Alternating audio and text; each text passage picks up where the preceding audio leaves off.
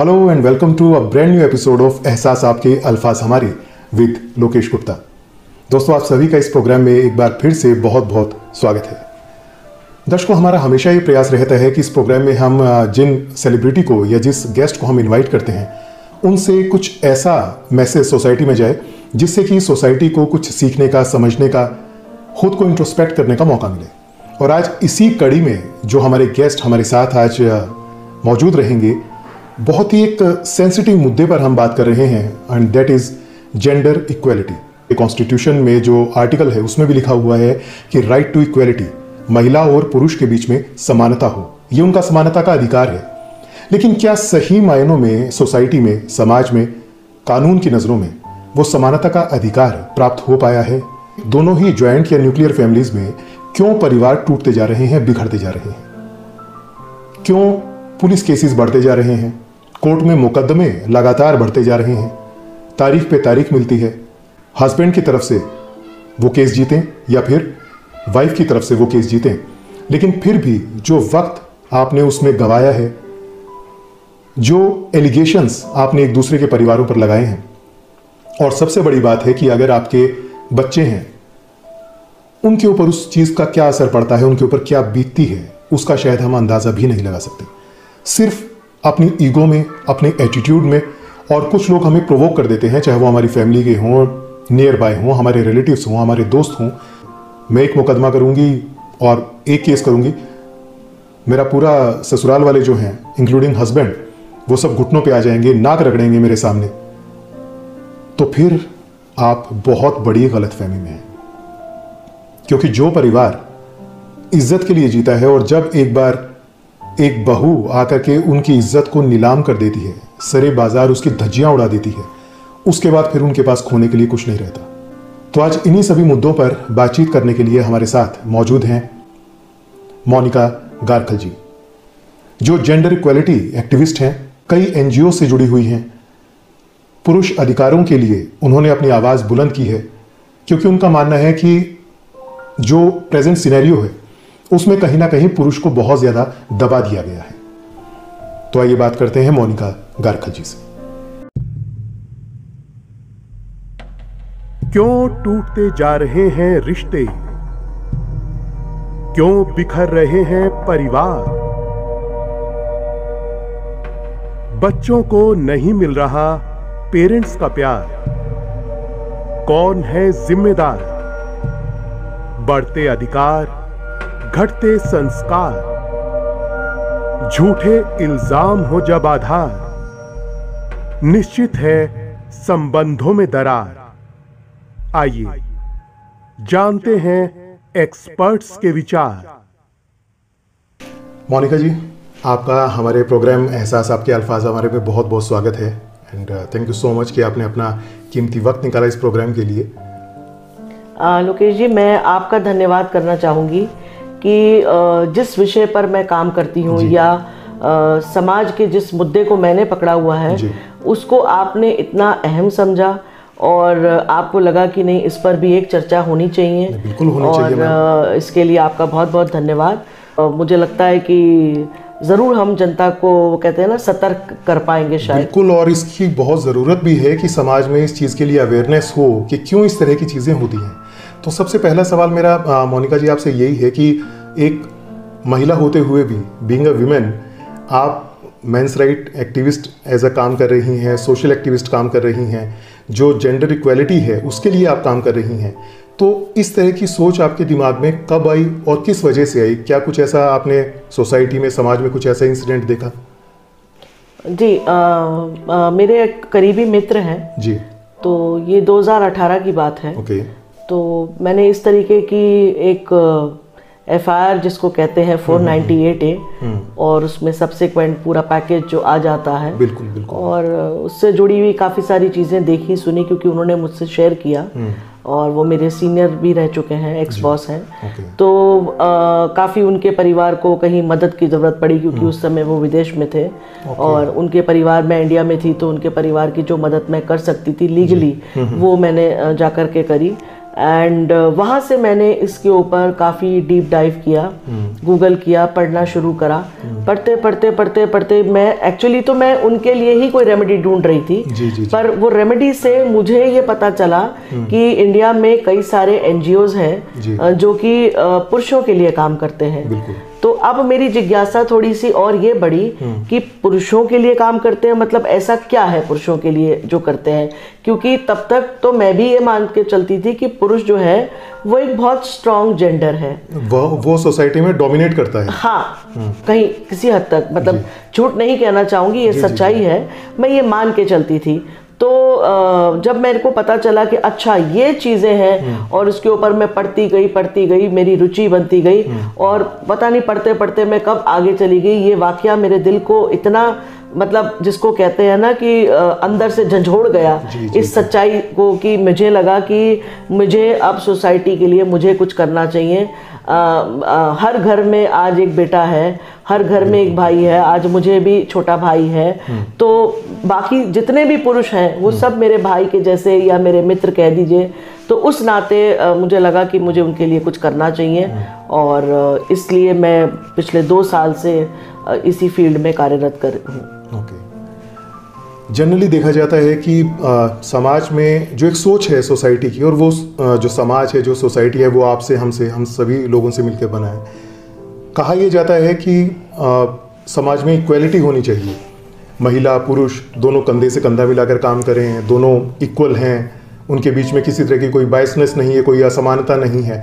लेकिन क्या आपको लगता है कि सही मायनों में जो एक सोसाइटी की सोच है, या अगर मैं थोड़ा सा आगे बढ़कर कहूँ कि जो एडमिनिस्ट्रेशन की, पुलिस डिपार्टमेंट की या लॉ की अगर ऐसी सोच है, तो क्या सही में ऐसी सोच है वहाँ पर, या अभी भी बहुत ज़्यादा अंतर है इस सोच में? आपके सवाल का जवाब मैं 3 पार्ट में देती हूँ जी, क्योंकि आपने एक साथ में मुझे कई सारे सवाल पूछ लिए। बिल्कुल बिल्कुल। तो पहले हम शुरू करते हैं सोसाइटी की बात। ठीक है, हम इक्वालिटी इक्वालिटी इक्वालिटी कहते तो बहुत है जी, ठीक है। ये इक्वालिटी कहीं हमने महिला को सुनानी शुरू करी थी, उसको हम, बट उसका मतलब था कि हम उसको एम्पावर करें जी, सशक्त बनाएं। ठीक है, इसीलिए कानून में भी कई प्रावधान ऐसे आए जो पहले होता था। ठीक है, जो कि आज से 20 साल पहले, 20 साल से मेरे ख्याल से होना, क्योंकि सभी लोग बहुत शिक्षित हैं, कोई दहेज लिया नहीं जाता, कोई दिया नहीं जाता है, तो ये तब उनके लिए ये चीजें बनी। पर इक्वालिटी के नाम पर कहीं हम पुरुष को बड़ा अनदेखा करने लग गए। बिल्कुल, इक्वालिटी का मतलब ये नहीं है कि एक जेंडर को तो आपने ऊपर उठा दिया और दूसरे को बिल्कुल ही नीचे दबा दिया। बिल्कुल बिल्कुल। ये तो हुई एक समाज के नजरिए की बात। ठीक, रही बात कानून की, कानून में आप देख लीजिए कितने कानून हैं जो महिला की रक्षा के लिए, उसके राइट्स के लिए, राइट टू रेसिडेंस, गुजारा भत्ता, मेंटेनेंस, एलिमनी से लेकर के, वायलेंस से लेकर के, पता नहीं क्या क्या चीज़ें नहीं हैं जो उसके लिए बने हैं। एक किताब में मुझे ऐसा लॉ दिखाइए जो पुरुष के लिए बना हो या पुरुष अपने लिए इस्तेमाल कर सके। तो ये तो फेयरली इनजस्टिस है ना। हमने, अब आपके सवाल का तीसरा पार्ट है ये, हमने ब्रिटिश कल्चर कॉपी किया, वेस्टर्न कल्चर कॉपी किया। ये लॉ भी हमारे बाहर के हैं। बिल्कुल, है ना, ये हमारे नहीं है, हमने इसमें आईपीसी और सीआरपीसी डाल दिया। मेरे ख्याल में मोनिका जी, बीच में आपको इंटरप्ट कर रहा हूँ, कि जो ये लॉ बने थे, बिल्कुल आपने ठीक कहा कि ये बहुत पहले के पुराने लॉज हैं, और जैसे कहते हैं कि समाज टाइम के साथ आपको चलना चाहिए, वरना टाइम आपको पीछे छोड़ देता है, बैकवर्ड हो जाते हैं। तो वैसे इन जो कानून हैं उनमें बहुत ज़्यादा सुधार की ज़रूरत है। ये कानून तब के हैं जब दहेज प्रथा थी, सती प्रथा थी, उस बिल्कुल टाइम के कानून है, जब औरतें इतना लंबा घूंघट निकालती थी, घर से बाहर नहीं निकलती थी, किसी से बात नहीं करती थी, पढ़ना लिखना नहीं था, नौकरी तो बहुत दूर की बात है। लेकिन over the period of time, अगर हम अब देखें 21st सेंचुरी में, और पिछले अगर 2000 से आगे की बात करें, जैसे आपने बताया कि पिछले 20-25 सालों में बहुत ज़्यादा डेवलपमेंट हुआ है, तो लॉ को अभी भी वहीं की वहीं रखा गया है। वही अबला नारी और बेचारी है नारी, उन चीजों को देखकर ही समाज और कानून आज भी अपने फैसले सुनाता है। You have to go by the law book. Law book में आपने हर जगह पे विमेन वर्ड को इंसर्ट कर दिया। ठीक है, आपने 1983 में 498A बना, उसके पीछे जरूर हमारे हिंदुस्तान में कोई वजह रही, जिस पर अभी आपने कहा। मानते हैं सही है, पर उसमें अब काफी सारे अमेंडमेंट्स भी आए। आप देखिए 498 का इस्तेमाल किस तरीके से होने लग गया। बिल्कुल। ठीक है, तो यहाँ तक कि हमारा माननीय उच्च न्यायालय ये कह चुका है कि ये एक लीगल टेररिज्म है, एक्सटॉर्शन का एक जरिया बन गया है। अच्छा, दूसरी बात, अगर आप 498 की परिभाषा पढ़ें, इसमें दहेज शब्द का तो इस्तेमाल ही नहीं है। एग्जैक्टली उसके अंदर सिर्फ क्रूएल्टी, बिल्कुल, it can be mental, emotional और फिजिकल उस हद तक कि आपके शरीर का कोई अंग टूट गया, फ्रैक्चर हो गया, या परमानेंट डिसेबिलिटी या कुछ भी ऐसा हो गया, टू दैट एक्सटेंट। ठीक है, या तो आप लड़की से कोई ऐसी चीज मांग रहे हैं जो उसके अपने नाम पर है, मतलब देयर आर सर्टेन इंग्रेडिएंट्स। एक तरह की आप अपनी सेटिस्फेक्शन के लिए लड़की को परेशान कर रहे हैं किसी भी वे में, चाहे आप उनसे पैसा मांग रहे हैं, चाहे कोई आप उनसे सामान मांग रहे हैं, कोई व्हीकल मांग रहे हैं, कुछ भी ऐसी मूवेबल इमूवेबल कोई प्रॉपर्टी। बट उसमें अगर देखा जाए तो डाउरी, दहेज जो हम कहते हैं, उसका नाम कहीं भी नहीं है। उसके लिए तो डाउरी प्रोहिबिशन एक्ट है ना, जी DP 3/4, उसके लिए हमें इसकी जरूरत हमें किसी अलग कारणों से थी, पर उन कारणों का अब आज ये देखिए कि कितना, मतलब उच्च न्यायालय खुद ये कह रहा है, बड़े बड़े माननीय जजेस ये बात कह रहे हैं। तो ठीक है, अब काफी इसमें अमेंडमेंट आए हैं, पर फिर भी बड़े अफसोस की बात है कि एक महिला एक कहानी लिखकर, बना करके, बुन करके, परिवार के सब लोगों के नाम उसमें प्लॉट कर दिए, लेकर थाने चली जाती है, और पैकेज शुरू होता है सबसे पहला 498, 406, 323, 506, 504, यहाँ से शुरू हो जाता है, which is very very wrong. उसके पास ना तो कोई विटनेस होते हैं ऐसे उन घटनाओं के, ना तो कोई एविडेंस होते हैं। जिस प्रोफेशन में मैं हूँ, मेरे पास दिन की कई सारी FIR लोग जैसे मुझे भेजते हैं, अपने केसेस डिस्कस करते हैं। आपको मैं और कंप्लेंट्स वगैरह भी कई बार, जिनको कंप्लेंट की कॉपी मिल जाती है, आपने बताया कि पूरा पैकेज होता है, तो वो शुरुआत यहीं से होती है। 498 शुरुआत, उसके बाद पूरा पैकेज है, क्योंकि जैसी जैसी स्टोरी लड़की ने लिखी है, उससे जो जो ऑफेंसेस मेड आउट होते हैं, यदि होते हैं, क्योंकि प्रेमा फेसाई तो वो लड़की से स्टेटमेंट लेते ही है, उसका स्टेटमेंट रिकॉर्ड होता है, पर वो बड़ी चतुरता से स्टेटमेंट महिला एक दे देती है। मतलब क्योंकि अपने झूठ को पक्का करना है तो आप दे देते हैं, पर उनको ये नहीं पता कि अगर ये मैटर कल ट्रायल पे गई, ट्रायल पे जाती ही है, राइट, तो आप एविडेंस कहाँ से लाएंगे? विटनेसेस कोर्ट तो एविडेंस पे चलती है ना। आपको नहीं लगता कि जब महिला इस तरह की कोई पुलिस कंप्लेंट देती है या FIR करती है, तो उसके पीछे कहीं ना कहीं माइंडसेट ये होता है कि मैं जैसे ही ये FIR या पुलिस कंप्लेंट हस्बैंड के पास या इन लॉज के पास जाएगी, तो वो एकदम से डर जाएंगे, घुटनों पे आ जाएंगे, नाक रगड़ देंगे मेरे आगे। जी, मेरे ख्याल में मंशा कहीं ना कहीं ये होती है, वो इतना दूर का वो सोचती नहीं है कि कल को अगर ये ट्रायल में जाएगा, जब कोर्ट के सामने जाएगा और कोर्ट सबूत पे चलती है, तो वो सबूत, विटनेस वो कहाँ से लेकर के आएगी, और तब तक मेरे ख्याल में बहुत देर हो चुकी होती है। यही तो वजह है कि आज 498 के मामले 5-5 साल, 7-7 साल, 10-10 साल चल रहे हैं, इतने लंबित हैं। बिल्कुल। क्योंकि उसके बाद महिला ने आना बंद कर दिया।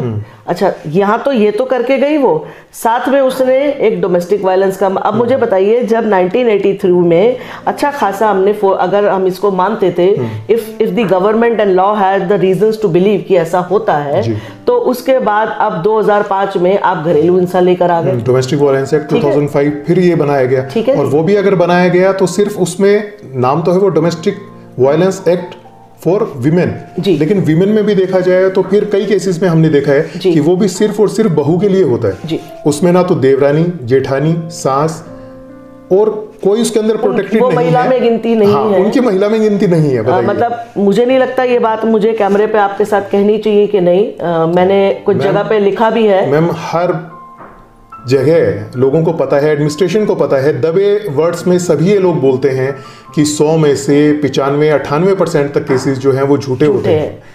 मैं आपको अभी एक और इंसिडेंट बताती हूँ, इंसिडेंट नहीं है, न्यूज़ है राजस्थान की। तो मैंने, जैसे कि महिला आयोग है, नेशनल कमीशन फॉर वुमेन है, तो it is better they should say national commission for wife, exactly, because वो तो सिर्फ वाइफ के लिए बना। इवन टुडे अगर I am a single women, ठीक है, यदि मेरे साथ कोई प्रॉब्लम है किसी भी तरीके की, तो मेरी भी कंसिडर नहीं होती वहां पे कंप्लेंट। पर ये यहाँ पे मैं कहती हूँ, यहाँ पे इक्वालिटी आपकी कहाँ गई? फिर लड़के की बहन, उसकी माताजी, भाभी या परिवार की कोई और फीमेल जेंडर वुमेन, वो महिला में क्यों नहीं है? बिल्कुल। उनको हम उस महिला का दर्जा उनसे कैसे छीन लिया उस समय हमने? क्यों? क्योंकि उन्होंने उनसे ये गलती हो गई, एक बेटा पैदा कर लिया। बस जहां समाज पहले ये सोचता था कि बेटा होना चाहिए, उससे वंश आगे चलेगा, लेकिन मेरे ख्याल में आज अब लोग बहुत डरते हैं। हाँ, और धीरे धीरे ये इस तरह से हैजे की तरह से, प्लेग की तरह से बीमारी फैल रही है, कैंसर की तरह से, जो सामाजिक रिश्ते हैं, जो एक फैमिली का जो आपस में बॉन्डिंग होती है, उसको बहुत तोड़ रहा है वो। एक तो वैसे ही न्यूक्लियर फैमिलीज हो गई, और उसके बाद भी हस्बैंड वाइफ बच्चे भी अगर रहते हैं, उसमें भी उनकी कई बार देखा जाता है कि किसी वजह से अपने ईगो है, अपना एटीट्यूड है, कॉम्पेटिबिलिटी नहीं है, एडजस्टमेंट नहीं है, उसकी वजह से प्रॉब्लम शुरू हो जाती है उसमें। ये जो मतलब कई लड़कियों से मैंने मतलब कहने के लिए तो देखिए कुछ होता नहीं है जी। तो अब हम अपनी जो कहते हैं ना गलतियां हैं, उसका पलड़ा किसी पे तो डालेंगे। तो बहुत आसान है घर में सास का या नंद का नाम लेना, ठीक है। पर मैं आपको ऐसे ऐसे केसेस से मैं परिचित हूँ जिसमें लड़का लड़की केवल अकेले ही रह रहे हैं, तो वहां भी ये हो रहा है। तो वहां पूरी फैमिली को ड्रैग कर लिया गया उनके केसेस में, सिर्फ इसीलिए कि वो परेशान होंगे, मेरे सामने नाक रगड़ेंगे, घुटनों पे आएंगे, मेरी सारी डिमांड्स को पूरी करेंगे।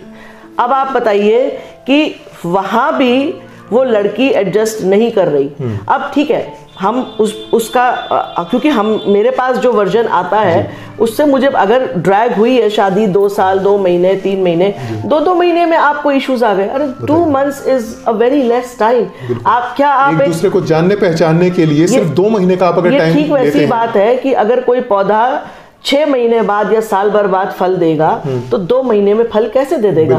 तो आप उसके लिए उतना भोग तो दीजिए, उसमें खाद पानी हवा तो डालिए। तो रिश्ता भी वैसे ही है। एग्जैक्टली इसको हर तरीके से खाद पानी हवा सब कुछ देना पड़ता है, केयर की, सेफ्टी की, हर चीज की जरूरत है उसमें। Absolutely right. तो अब आप डोमेस्टिक वायलेंस की बात देखिए लोकेश जी, जिसका डोमेस्टिक इंसिडेंट रिपोर्ट बनती है, DIR बनती है, ठीक है। आप DIR को पढ़िए, it is almost 7 to 8 pages. उसमें हर तरीके के अब्यूज और वायलेंस की बात करेंगे। ऑटोमेटिकली वो एक बना एक फॉर्मेट है, जस्ट आपको उस पर टिक करना है और बस आगे भरना है, वो एक रेडीमेड फॉर्मेट उनका तैयार है। अब अगर आप उसको देखें, अगर सही तरीके से कोई व्यक्ति अपनी डोमेस्टिक इंसिडेंट रिपोर्ट को देखे, या अमूमन मामलों में तो गायब होती है, होती ही नहीं है, ठीक है। और होती भी है तो पता नहीं प्रोटेक्शन ऑफिसर क्या भर देते हैं फटाफट, और लड़की ऐसा क्या समझा देती है या क्या हो जाता है, मतलब कि उसको वो कुछ भी बना करके दे देते हैं। बट मैं तो आपके माध्यम से ये कहना चाहूंगी कि हर व्यक्ति जिनके ऊपर ऐसे केसेस हैं, मेक श्योर कि आपके डोमेस्टिक वायलेंस के केस में आपकी DIR होनी चाहिए। अपनी DIR को पढ़िए, और अगर कहीं जरूरत लगता है आपको, जो कि लगेगा, आप उसके जवाब RTI के द्वारा मांगिए, और प्रोटेक्शन ऑफिसर ने क्या क्यों लिखा है उसको समझने का प्रयास करिए, उसकी कॉपी निकलवाइए। प्रोटेक्शन ऑफिसर की वैसे मोनिका जी इसमें कोई रिस्पॉन्सिबिलिटी बनती है जो DIR बनाते हैं, या जो लड़की ने कहा वो ये कह के अपना पीछा छुड़ा लेते हैं कि जैसा लड़की ने बताया जी वैसा हमने इसके अंदर भर दिया, क्योंकि साइन दोनों के होते हैं उसमें? जी, मैं इसका जवाब देती हूँ आपको। इसमें यह है कि ऑपोजिट पार्टी और द रिस्पोंडेंट और द हस्बैंड, हम कितनी अच्छे स्ट्रांगली इस अपने मैटर को समझे हैं या कंटेस्ट कर रहे हैं। यही मैंने अभी अभी बताया कि हर व्यक्ति अपनी DIR जरूर देखे। तो हम कितनी एज अ हस्बैंड या एज अ फैमिली, सास ससुर, भाई नाम तो सभी के लिखे हुए हैं, तो हमें ये पता होना चाहिए कि क्या बातें हमारे लिए लिखी गई हैं। क्योंकि एक तो देखिए उसने डोमेस्टिक वायलेंस की पिटीशन बनाई, ठीक है, वो तो एक पिटीशन बनी जिसका कि जवाब आप भी अपने रिटन स्टेटमेंट के थ्रू या ऑब्जेक्शंस के थ्रू आप देंगे समय समय पर। बट डोमेस्टिक इंसिडेंट रिपोर्ट इस बात को टेस्टिफाई और वेरीफाई करती है, क्योंकि जो प्रोटेक्शन ऑफिसर होता है ये एक रिस्पॉन्सिबल गवर्नमेंट एम्प्लॉय होता है। ये ऐसे लड़की के कहने पे उसको लड़की से इस तरीके के सवाल पूछने चाहिए कि जिससे कि फैक्ट्स निकल कर आए, और अगर नहीं है तो वैसी बात नहीं लिखनी चाहिए। और आपके सवाल का जवाब ये है कि इसकी जिम्मेदारी होती है, अगर सामने वाला पक्ष या हस्बैंड पक्ष इसको सही तरीके से समझ रहा है और कॉन्टेस्ट कर रहा है, तो definitely you can call the protection officer in the court to give give their testimony, क्योंकि उनके पास ऐसी क्या चीज़ है या फैक्ट्स, उनके पास फैक्ट्स, फिगर्स, डेटा क्या दिखा उनको, क्या चीज़ लड़की ने बताई, कौन सा मेडिकल था, ऐसा क्या हुआ कि उन्होंने ये बनाया है। They have to answer, they are answerable.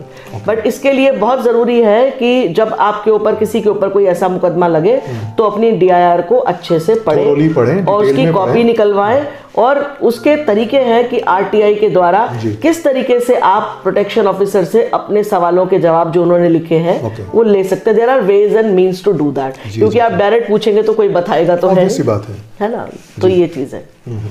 अच्छा, एक सवाल और मेरा, जब DIR की बात चली है कि जो डोमेस्टिक इंसिडेंट रिपोर्ट है, क्या DIR की एब्सेंस में डोमेस्टिक वायलेंस का केस फाइल हो सकता है कोर्ट में? जी हो सकता है, उसके लिए बेस नहीं है DIR? नहीं, वो उसके बाद एक्चुअली प्रोसेस ये है कि पहले वो फाइल होता है, उसके बाद जज साहब एक ऑर्डर जारी करते हैं, ठीक है। वो ऑर्डर प्रोटेक्शन ऑफिसर के लिए होता है, इसको इवैल्यूएट करने के लिए, क्योंकि 25 पन्ने की 30 पन्ने की कहानी लिखी हुई है, तो उसको इवैल्यूएट करने के लिए that is why the protection officer is responsible. Ideally the right process is कि आप प्रोटेक्शन ऑफिसर के पास जाएं, उनको अप्रोच करें, एंड इफ दे फील कि हाँ जी आपके साथ ऐसा कोई वायलेंस हुआ है, उनकी तरफ से ये जाना चाहिए। बट अभी क्या है, क्योंकि वो टेररिज्म, लीगल टेररिज्म जिस पर हमने बात करी, वो रास्ता उल्टा ले लिया है कि पहले केस होता है डोमेस्टिक वायलेंस का, फिर कोर्ट ऑर्डर करती है, तो फिर DIR उसकी सबमिट होती है। हाँ बिल्कुल, उसके लिए समय दिया जाता है प्रोटेक्शन ऑफिसर को, डिपेंड्स जितना भी समय होता है वो देते हैं, और उसकी प्रोटेक्शन ऑफिसर उसकी वो DIR रेडी करता है। लड़की को वहां जाकर के अपने स्टेटमेंट देने पड़ते हैं या पूरी सिचुएशन बयां करनी पड़ती है कि कब कब मेरे साथ क्या क्या हुआ। अच्छा, प्रोटेक्शन ऑफिसर के पास उस पिटीशन की कॉपी होती है। लड़की ने मान लीजिए केस फाइल करा, उस बात को 2 महीने हो गए, 2 महीने बाद प्रोटेक्शन ऑफिसर ने बुलाया है, इट डजंट हैपेंस इमीडिएटली और वेरी सून। तो अगर बुलाया है तो अब अगर सच है तो उसकी कोई तैयारी नहीं करनी पड़ेगी। बिल्कुल ठीक बात है। सच को बोलने के लिए चाहे आप रात को 2 बजे भी उठा के पूछा वही होगा। पर यदि झूठ है, आप अपनी पिटीशन 50 बार भी पढ़ के चले जाए, आप हूबहू बोल ही नहीं सकते, क्योंकि आपने तो एक कहानी बुनी, it's a completely fabricated, concocted story and a conspiracy towards a family, innocent family. और मैं इनोसेंट इसलिए कह रही हूँ क्योंकि हमारा कानून कहता है innocent until proven guilty, but जहां पुरुष की बात आती है सब ये कहते हैं सबसे पहले वो गिल्टी हो जाता है, गिल्टी है। और बेचारा अपने इनोसेंस के लिए 5-5, 7-7 साल, 10-10 साल लड़ रहा है। कई लोग तो बेरोजगार हो गए guilty until he has been proven innocent. जी, मतलब ये कितनी दोहरी मानसिकता है जी। तो SOP का मतलब है स्टैंडर्ड ऑपरेटिंग प्रोसीजर, ठीक है। तो उस डिपार्टमेंट का जो भी काम होगा वो उसमें जो प्रोसीजर दिया गया उसी को फॉलो करेंगे। तो ठीक हमारा कानून की किताब भी है। पर जहां ये देखते हैं कि ये सामने वाला पुरुष है और ये महिला है, अचानक से हमारे जजमेंट, हमारे जो स्टेटमेंट्स है उसमें हम आर्म ट्विस्टिंग कर देते हैं, हमारे my Lord's, which is wrong. और मेरे को आज तक ये नहीं समझ में आया लोकेश जी, हमारे माय लॉर्ड्स में 70% तो पुरुष ही है। बिल्कुल बिल्कुल। वो पुरुष क्या जो एक पुरुष की तकलीफ समझ ही नहीं और सच और झूठ को नहीं देख पा रहा। ठीक है, आप उस कुर्सी पर बैठे हैं, वो बड़ी जिम्मेदारी वाली कुर्सी है ना। तो किसी की पूरी लाइफ, उसकी फैमिली की पूरी लाइफ आपके एक डिसीजन के ऊपर डिपेंड करती है। बिल्कुल बिल्कुल। तो और वो डिसीजन ऐसे होते हैं कि जो आगे एक लैंडमार्क जजमेंट बनते हैं, लोग उनका एक मिसाल देते हैं कि हाँ इस जजमेंट में ये हुआ था। अब हर पुरुष या हर फैमिली के पास इतनी ताकत तो नहीं है कि वो हाई कोर्ट तक जाए या सुप्रीम कोर्ट तक जाए, अरनेश कुमार की तरह एक लैंडमार्क जज। कितने लोग यहीं पर ही अपनी हिम्मत तोड़ देते हैं सेशंस में घूम घूम। तो आपके साथ क्या घटना हुई, किस तरह से आपने अपने आप को मजबूत रखते हुए, परिवार को मजबूत रखते हुए उस लड़ाई को लड़ा?